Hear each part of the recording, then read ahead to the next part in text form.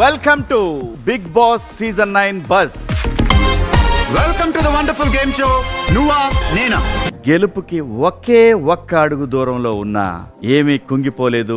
నేను ప్రేక్షకుల హృదయాలను గెలుచుకున్నాను. జనరల్ గా ఇండియా ఓడిపోయినప్పుడు పేపర్లు ఏమి రాస్తారు? వాళ్ళు కప్పు గెలిచారు, మన హృదయాలు గెలిచా. కప్ అనేది నాకు మ్యాటరే కాదు అని చెప్పి అందరి ముందుకు వచ్చింది. ఓడిపోయిన వాళ్ళందరూ ఇట్లాంటి సూత్రాలే చెప్తారా? చెప్తా ఉంటారు నా the lady tiger. Let's welcome Tanuja. రండి కూర్చోండి అన్న. హలో అమ్మా. Hi sir. ఎలా ఉన్నావు? బానే ఉన్నానండి, ఇంకా బీపీ షుగర్ ఏం రాలేదు. Yeah sir. బాగా ఆడావు, థ్యాంక్ యూ సార్. రన్నర్ గా వచ్చావు. ఎస్. మరి మా దగ్గర నుంచి కూడా ఏదో ఇవ్వాలి కదా నీకు. మనం కూడా ఎంతో కొంత తిరిగి ఇవ్వాలి కదా, లేకపోతే లావు అయిపోతాం. నువ్వు ఒక టఫ్ గేమర్వి. ఇప్పుడు మీరు చెప్తే తెలిసిందండి. చాలా బాగా ఆడావు కాబట్టి, ఓ శివంగివని ప్రూవ్ చేసుకున్నావు కాబట్టి లేడీ టైగర్.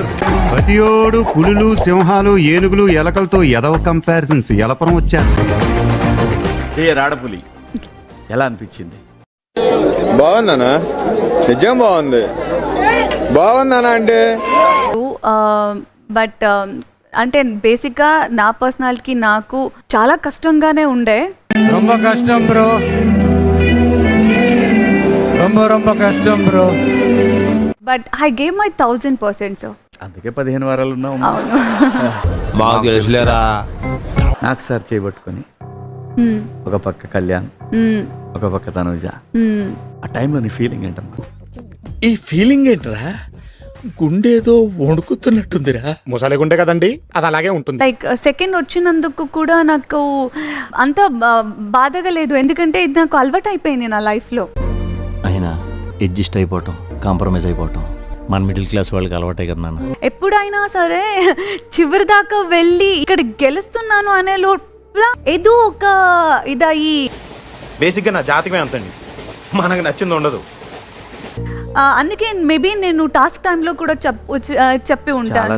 అవును. అంటే నేను చెప్పింది మీకు సరిగ్గా అర్థమైనట్లేదు. ఇంకోసారి ఏదైనా ఒక విషయం సగం వింటానికే చిరాకు నాకు. రెండోసారి కూడా వినాలా? లేదు, ఇంకా గెలిచేసాను అనే టైంలో ఓడిపోతాను అని, అది అలవాటే. టైం బ్యాడ్ అక్క, టైం బ్యాడ్ ఉన్నప్పుడు ఏది వర్కౌట్ కాదక్క. తెలుగులో ఒక సామెత ఉంది, ఎక్కడో ఒక కిటికీ మూసుకుపోయింది ఆఖరిది అనుకుంటే పెద్ద తలుపే తెరుచుకుంటది. ఇలాంటి వాట్సాప్ మెసేజ్లు సాయిబాబు ఫోటో పెట్టి గుడ్ మార్నింగ్ చెప్పడానికి బాగుంటుంది ఎస్ కదా. Yes sir. ఈ జర్నీ సాటిస్ఫైడ్ అమ్మా Tanuja? Of course yes, because it's a mixed feeling. ఎలా ఉంది సార్? రకరకాలుగా ఉంది మాస్టర్. నవ్వాము, ఏడ్చాము, కోపపడ్డాము, అరుచుకున్నాము, ఒకలాంటి beautiful mixed feeling. Anybody see Mahanati? I saw Mahanati and I was like, my God, what a performance. So నా journey అంటే big boss అనే చెప్తాను sir. అందరూ అంటారు ఎమోషనల్, ఏడుస్తుంది సార్, మనిషినే కదా సార్. 100% డౌటా మీకు ఏమన్నా? అందులో కొంచెం దేవుడు ఎమోషనల్ అనేది ఎక్కువ ఇచ్చాడు నాకు. నా ఎమోషన్స్ కి వాల్యూ లేదా? నీ ఎమోషన్స్ తో నాకేం పని? వాళ్ళ టాప్ 1, టాప్ 2, టాప్ 3 అందరూ కూడా ఎమోషనల్ ఫెలోసే. Public wants that. అతి గుండెలు బాదుకుంటూ డైలాగులు చెప్పాలి, పొట్ట కొట్టుకుంటూ బాధపడాలి, ఇవన్నీ వాళ్ళకి కావాలయ్యా. ఎమోషన్ లేకపోతే అసలు నువ్వు రాలేవు ఇంత దూరం. కరెక్ట్, ఇది కరెక్ట్ గా చెప్పావయ్యా. కరెక్ట్. లైఫ్ నేర్పిస్తా ఉంది అంటే మేబీ టెస్ట్ చేస్తుందేమో లైఫ్ నిన్ను, ఎంతలా పోరాడుతుంది. నీ ఫీలింగ్స్ నాకు అర్థమయ్యారా? జీవితం అంటే అంతేరా. అవునవును. సరే, తనుజకి ఆల్వేస్ నేను లాస్ట్ దాకా వచ్చి నేను వెనకపడతాను అనే ఫీలింగ్ ఉన్నప్పుడు మా తనుజ 20 లక్షలు తీసుకుని ఉండాల్సిందేమో. సర్లే, నీ డబ్బులు నీ దొరదా. మనీ కోసం పని చేసే అమ్మాయి అయితే నేను కాదు సార్. డబ్బుకే ఉంది, ఇవాళ ఉంటుంది రేపు పోతుంది. ఒకటి, నేను హ్యాపీగా ఉండాలి, సాటిస్ఫాక్షన్ ఉండాలి, నాకంటూ ఒక కంఫర్టబుల్ ఉండాలి. అవన్నీ ఉండటానికి సినిమా షూటింగ్ కాదు, రియాలిటీ షో. రావడానికి రీజన్ ఏంటంటే తెలుగు ఆడియన్స్కి నేను పరిచయం అయినప్పుడు I was 17 years old sir. మరీ చిన్నపిల్ల ఉంది, ఏదో చేద్దాం. పరువు తీస్తావు అది ఇది అన్నా కూడా నా కెరియర్ నేను క్రియేట్ చేసుకోవాలి, ఇండిపెండెంట్గా బతకాలి అనేసి నేను ఇక్కడికి వచ్చా. అరే రండబ్బా, అమ్మాయిలు ఎందుకు భయపడతారు? రండి, ఎంత మంచి ప్లేస్ ఇది. నా ఓన్ ఫ్యామిలీ పెయిన్ ని కూడా నన్ను మర్చిపోయేలాగా చేశారు తెలుగు ఆడియన్స్. గొర్రెలు అయితే గొర్రెలు నిజంగా 100% గొర్రెలు. ప్రతిసారి నేను ఒక్కసారి కనబడితే చాలు, బంగారం ఎప్పుడు కనిపిస్తారు, ఎప్పుడు మళ్ళీ మిమ్మల్ని చూస్తాము, ఎప్పుడు వస్తారు అని. అసలు నేనేం బీకలేదురా లైఫ్ లో, ఎందుకు అరుస్తారు? Not only Telugu sir, Malayalam, Kannada, Telugu, Tamil 4 languages offers ఉన్నా కూడా నేను ఇక్కడే ఉండిపోయాను సార్. ఎందుకు అడుగు తింటానికా? దానివల్ల మా మమ్మీ అడిగారు నన్ను, నువ్వు ఏ ధైర్యంతో వెళ్తున్నావు అనేసి. బిగ్ బాస్ కా? బిగ్ బాస్ కి ఏం చూసుకున్నా అంత పొగరు, ఏం చూసుకున్నా అంత పొగరు, ఏం చూసుకుని? మీరు నార్మల్ మనుషులు కాబట్టి మీరు దేవుళ్ళని పూజిస్తారు. యాజ్ అన్ యాక్టర్స్ నాకు దేవుళ్ళు అంటే నా ఆడియన్స్. సెంటిమెంట్ తో ఒక ఆయింట్మెంట్ రాస్తున్నావు కదరా. డే 1 నుంచి ఇప్పటిదాకా నాకు సార్ నేను ఏమన్నా కూడా ఆడియన్స్ కి వదిలేస్తున్నాను సార్. వాళ్ళు ఉన్నారు, వాళ్ళు చూసుకుంటారు. నిన్ను నమ్ముకున్నందుకు పెద్ద బొక్క. నా బోటోడికి ఎందుకు అనిపించిందంటే అమ్మా 20 తీసుకుంటే బాగుంటుందేమో అని. నా కూతురు అగరబత్తి కాదు, నిన్నెవడు అడిగాడు? మనది జాయింట్ ఫ్యామిలీ. నా అమ్మ, నాన్న, మామ, అత్త, అమ్మమ్మ మేమంతా కలిసే ఉంటాము. ఇంద్ర ఇది జేఎన్టీ క్వశ్చన్ పేపర్ ఉంటుంది. అండ్ మా మమ్మీ చెప్పారు కదా, డబ్బుల కోసం కాదు నువ్వు వెళ్ళింది, కావాల్సింది కప్పు, డబ్బులు ఎవరికి కావాలి. ఇసొంటోళ్ళు 10 మంది ఉంటే చాలు, పైసలు మస్తు మిగులుతాయి. నేను దానికోసం నా వల్ల అవ్వలేదు, నా వల్ల కావట్లేదు అనేది కూడా నేను పక్కన పెట్టి నేను ఆడా. కొంచెం కష్టాలు మాట్లాడకరా, దండం పెడతా. And I'm happy for that. ఎందుకంటే నేను ఎప్పుడు కోరుకున్నట్టే మే ద బెస్ట్ విన్ అన్నట్టుగా అన్నింటినీ మనం హ్యాపీగానే రిసీవ్ చేసుకోవాలి. ఒరే టైం బాగోపోతే పులి కూడా పిలిపాలు తాగుతుందిరా. ఒక విషయంలో ఆడియన్స్ కో డౌట్ ఉంది. తనుజకి నచ్చినప్పుడేమో నాన్న అంటది, నచ్చినప్పుడేమో భరణి సార్ అంటది. దీనికి మీరు ఏమంటారు సార్?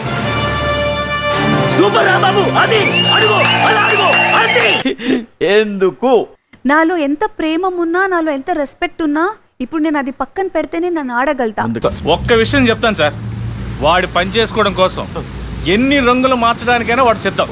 లైక్ జర్నీ స్టార్ట్ అయిన కొద్దీ నాకు ఒక పేరు వచ్చింది, దట్ బాండింగ్ తోనే ఉంటుంది, బాండింగ్ తోనే గెలుస్తుంది. ఇది నిజమే కదా, జోక్ అనుకుంటారండి అందరూ. నేను ఎంత కష్టపడి ఆడినా కూడా ఓ వాళ్ళ నాన్న ఆ బాండింగ్ తో గెలిచింది, ఓ అది ఆ పేరు వద్దు నాకు వద్దు ఇవన్నీ. బర్నీ సార్ అనే ఆడాను. మీది కళ్యాణ్ బాండ్ ని ఎలా డిఫైన్ చేస్తారు మీరు? అతను ఎవరు అనుకుంటున్నారా? ఎవరు? My friend, living legend.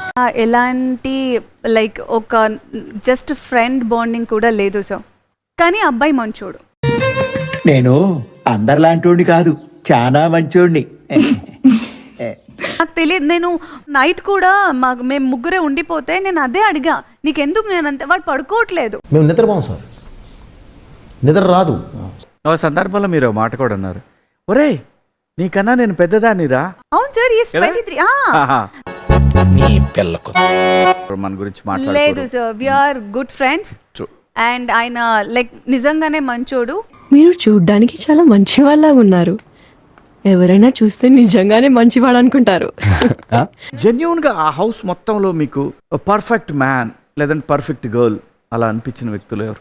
కళ్యాణే sir. మనిషి మంచోడే, గుణమే గోరింటాకు. మీరు ఇమాన్యుయల్ ఇద్దరు బాగున్నారు, తర్వాత ఎందుకనే అంత మూవ్ అవ్వలేకపోయారు? సార్ మీరు ఇది వాడినే అడగాలి సార్. ఒక్క ప్రశ్న తిన్నగా సమాధానం చెప్పరా? తిన్నగా అడిగితే నేను తిన్నగా నువ్వు చెప్పను భయ్యా. ఐషా కూడా లైక్ తను కూడా హెల్త్ బాగాలేదు. బంగారం అనుకుని తనని పట్టించుకుంటున్నాడు, నన్ను పట్టించుకోవట్లేదు. నేను ఒక సార్ మనకి బాగున్నప్పుడు లెక్కల గురించి మాట్లాడుకుని, బాగాలేనప్పుడు విలువల గురించి మాట్లాడకూడదు సార్. ఏం జరిగింది అని ఎన్నిసారి అడిగినా వాడు గురించి ఏమనుకున్నాడు, లేకపోతే ఎందుకు నన్ను అవాయిడ్ చేశాడో నాకు తెలియదు సార్. తెలీదురా, తెలిసినా చెప్పను.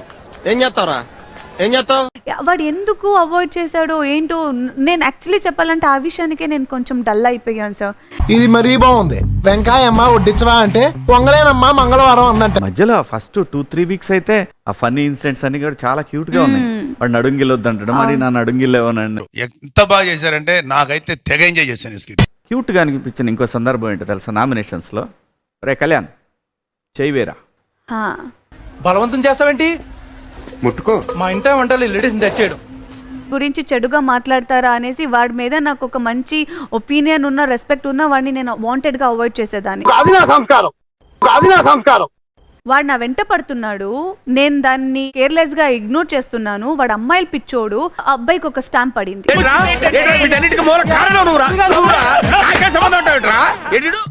సో వాళ్ళు చూసి వచ్చి చెప్పగానే నాకు అది నచ్చలేదు.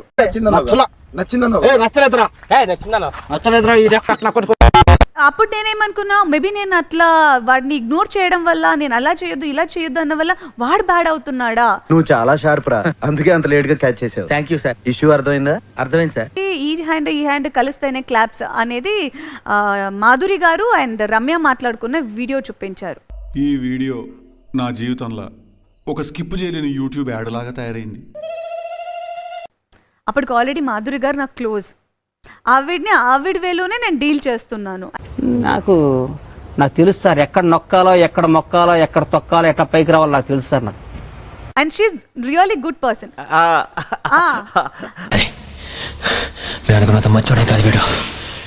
టైంలో అది తీసి తినకి బ్యాడ్ పేరు రాకూడదు అనేసి ఇంకా నేను వెళ్ళేసి, లేదు ఇప్పటి నుంచి నువ్వు ఎలా ఉంటావో అలా ఉంటూ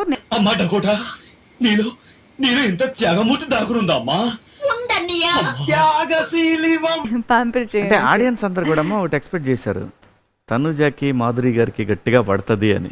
లేదు కానీ అవును సార్, నేను అదే ఫీల్ అవుతున్నాను. ఆయేష టాపిక్ లోకి వెళ్దామమ్మా. Sure sir. ఎందుకు ఆయేష అంత గట్టిగా తగులుకుంది? ఈడేంటే ఇలా తగులుకున్నాడు? ఎవరు నా మీద అర్చేశారు, వాళ్ళకి నచ్చినట్టు మాటలు అనేసినంత మాత్రానికి నేను వాళ్ళని హేట్ చేయను సార్. చెప్పాను రా అది రా అంటే నేను చెప్పా, నువ్వు చూస్తూనే ఉన్నావు కదా, ఇప్పుడు నీకు అర్థమైంది. గట్టిగానే చదివేశావమ్మా. నేను రియల్ గా మాట్లాడుతున్నాను Shivareddy. Sir no sir, basic గా నేను ఉండేదే ఇలాగా. తప్పు కదమ్మా, నేను కాంప్లిమెంటే ఇస్తున్నాను, నేనేమి నెగిటివ్ గా అంటలేదు. నేను తిడతలేదు, నేను నిన్ను అప్రిషియేట్ చేస్తున్నాను. నేను జబర్దస్త్ చేసినావు మోసము అని. మళ్ళీ తప్పుగా అనుకోకండి ఎమోషనల్ అవుతున్నానని. ఏం పర్లేదమ్మా, బీ ఓపెన్. ఏడవరా, వర్షం వెలిచిపోయే లోపు కడుపారా ఏడు. టాప్ 5 లో అందరు పేరెంట్స్ వచ్చి కూర్చున్నారు, అమ్మ నాన్న అమ్మ నాన్న అమ్మ నాన్న. ఇవన్నీ నేను చాలా ఎక్స్పెక్ట్ చేశా, నా ఫాదర్ కూడా ఉంటారనేసి.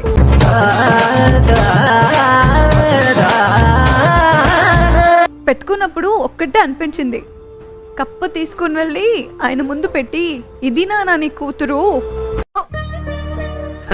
సరే తరలే, ఎన్నెన్నో అనుకుంటాం, అన్ని జరుగుతాయా ఏమిటి? చూద్దామా, బాధపడదు అంత అట్లా అంటే నాకే నా కళ్ళంట నీళ్ళు వస్తున్నాయంట్రా. తను అందంలో అయినా, తెలివితేటలో అయినా, ఆటల్లోనైనా, మాటల్లోనైనా, నటనలో అయినా ప్రూవ్ చేసుకుంది. టాపిక్ వచ్చింది కాబట్టి చెప్తున్నాను. ఆ రోజు మహానటి సావిత్రి గారు